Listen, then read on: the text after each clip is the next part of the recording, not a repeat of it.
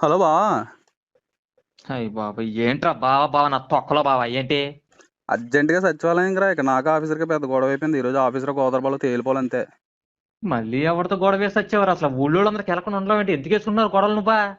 అదే మన గేదెకి కాలు బెనికింది కదా, సచివాలయంకి వచ్చి వికలాంగుల పింఛన్ రాయమన్నాను. ఆడు వెంటనే మరిసెట్టు ఓడెదిగినట్టు ఎదిగో ఎవడన్నా గేదెకి పెన్షన్ రాస్తాడా అని అడిగాడు.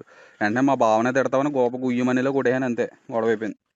ఆడు తిట్టింది నిన్నైతే నా పేరు చెప్పి ఎందుకు కొట్టారు నువ్వన్నా? అంటే ఆడు ఊర్లో నీచ నికృష్టుడికి కూడా ఇలాంటి ఆలోచన రాదు, నీకు ఎలా వచ్చిందన్నాడు. నేను వెంటనే నా చేయి చూపించి, అయ్యో సారో నేను ఏలు ముద్రగాడిని, చేతి రేఖలు కూడా అరిగిపోయినాయి చూడండి, ఇదంతా నాకు మా బావ చెప్పాడు అన్నాను. ఇప్పుడు నీ మీద కేసు పెడతాను అంటున్నాడు. అయ్య బాబోయ్, అసలు గేది మనుషులకి ఇస్తారు పింఛన్, నువ్వు గేదెకి పింఛన్ ఇమ్మని అడుగుతావేంటి?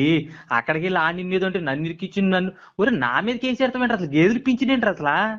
ఏం లేదు బావ, ఒక 6,000 వస్తుంది, తలా 2,500 పంచేసుకుందాం, మన నెల సిగరెట్ ఖర్చులన్నీ పోతాయి. ఎలాగో నీకు నాకు సుజాత అంటే ఇష్టం కాబట్టి ఓ 1000 రూపాయలు ఆంటీకి ఇచ్చేద్దాం, నెల నెలకి ఎచ్చాలి కొనుక్కుంటది. అయ్య బాబోయ్, గేదె పింఛన్లో కూడా సుజాత అంటే 1000 రూపాయలు ఇస్తాను చూడు. ఒరే నీకు పుణ్యం ఉంటుంది, వాళ్ళకి ఎలక్కరా ఎందుకురా? వచ్చారా 1000 రూపాయలు నేను ఇస్తాను రారా.